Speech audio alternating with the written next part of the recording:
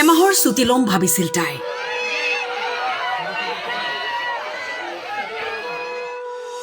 কিন্তু চিৰদিনৰ বাবে হৈ পৰিল ধিতাশ্ৰী। কেণ্টিনৰ পৰা কি আনিব লাগিব সুধিছিল মাতৃক। কিন্তু আহিল ৰহস্যজনক মৃত্যুৰ খবৰ। যিটো দেখিছোঁ সেইটো তাই নিজে কৰিব নোৱাৰে, তাৰ গলত যিটো গাঁঠি সেনেকৈ তাই নিজে দিব নোৱাৰে।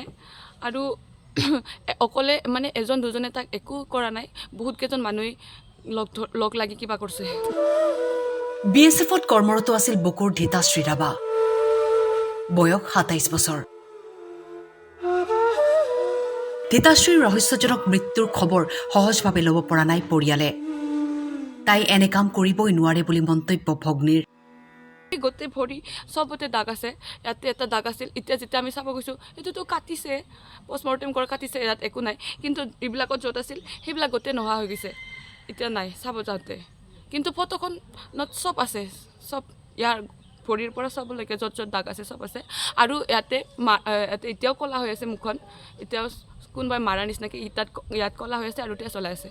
তাই তেনেকুৱা ছোৱালীয়ে নহয়, তাই ছুইচাইড কৰা ছোৱালী নহয়। তাই মোক ফোন কৰি কৈছে কি লাগিব, ইমানবোৰ কি ইমান ভালকৈ। তাই যদি কালি মই জীয়াই নাথাকোঁ বুলি ভাবিল হয়, তাই মোক নক'লে হয় যে মোৰ আধা ইউজ কৰা ক্ৰীমটো তই লগাবি বুলি পেলাই। তাই নক'লে হয়, তাই যদি ভাবিল হয় যে মই অহাকালি জীয়াই নাথাকোঁ বুলি।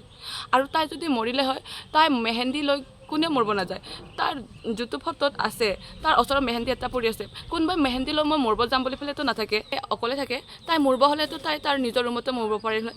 এটা ৰুমত এনেকুৱা ৰুমত গৈছে য'ত মানে তাতে কোৱাৰেণ্টাইনৰ হয় আৰু তাতে কোনো নাযায়। আৰু তাতে তাই মেহেন্দি আছিল তাৰ হাতত। আৰু ফোনটো যেতিয়া আমি কল কৰোঁ, 10টা মানত যেতিয়া আমি কল কৰোঁ মানে চব গম পোৱাৰ পিছত, ফোনটো তাইৰ লগত নাই, তাৰ লগৰকেইটাৰ লগত আছে। সিহঁতে যদি টেষ্ট কৰিব লাগিছিল, সিহঁতৰ লগত কিয় নাছিল? যিজনী কন্যাই নিশা মাতৃক ফোনযোগে সুধিছিল কেণ্টিনৰ পৰা কি আনিব লাগিব, তাই কেনেকৈ চৰম সিদ্ধান্ত ল'ব পাৰে, এয়া কোনোপধ্যেই মানি ল'ব পৰা নাই পৰিয়ালৰ লোকে।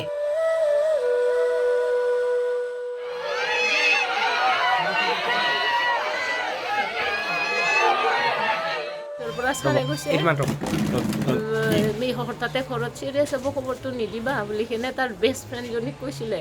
বেষ্ট ফ্ৰেণ্ডজনী থাকিব নোৱাৰি ফোন মাৰি আছে কান্দি। মই তেতিয়াই গম পালোঁ।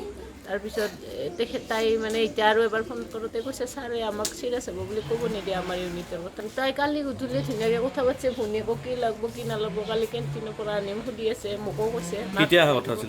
1 তাৰিখে অহা কথা। 1 তাৰিখে মানে বিহু বুলি আহিম বুলি ভাবিছিল। একদম ফূৰ্তি তামচা হাঁহি মাতি কথা পাতিছে, একো নাই। লৈছে 1 তাৰিখে লৈছে। 1 তাৰিখৰ পৰা ছুটী লৈছিল 1 মাহৰ কাৰণে। 1 মাহৰ কাৰণে ল'ব আলোচনা হৈ আছিল। আৰু বাকী কিবা প্ৰব্লেমৰ কথা কিবা এনেকুৱা কৈছিল নেকি কিবা তাই? সেনেকৈতো এতিয়া এইটো আমি যিথান কথা পাতি আছিলোঁ একো প্ৰব্লেম নাই, একদম হাঁহি মাতি ভালে কথা পাতি আছিলে ভনীয়েকৰ লগতো না। গধূলি সময়তে ৰাতিয়ে কৰিছে এইটো মানে তাতে বোলে ইমান ডিউটি নাই, ৰাতি একো ডিউটি নহয়, দিনত এনেকৈ গেমত লৈ যায়, ৰাতিপুৱা মন্দিৰত যায় আৰু আবেলি সময়ত গেম খেলিব যায় আৰু থাকে। তাই কিবা খেলি আছিল মানে গেমত লৈ গৈছিল, তাৰ পৰা কি খেলা খেলি তুৰাৰ পৰা কিবা গেম হয় তুৰাৰ পৰা লৈ গৈছিল তাই মানে তুৰাতে আছিল, তুৰাতে হেডকোৱাৰ্টাৰ, তুৰাত হেডকোৱাৰ্টাৰ আছিল তাই। আচ্ছা, তাৰ পৰা এতিয়া তাই কোচবিহাৰত আছিল আৰু গেমৰ কাৰণে। ধিতাশ্ৰী ৰাভাৰ মৃত্যুত এতিয়া শোকৰ চাপ পৰিছে বকুত। ধিতাশ্ৰীৰ নশ্বৰ দেহ বাসগৃহত উপস্থিত হোৱাৰ লগে লগে কান্দোনত ভাগি পৰিছে পৰিয়ালৰ লোক। সামৰিক মৰ্যাদাৰে অন্ত্যেষ্টিক্ৰিয়া সম্পন্ন হ'ল মহিলা জোৱান ধিতাশ্ৰী ৰাভাৰ। কিন্তু এই পৰ্যন্ত ৰহস্যৰ আৱৰ্তত সমস্ত ঘটনা।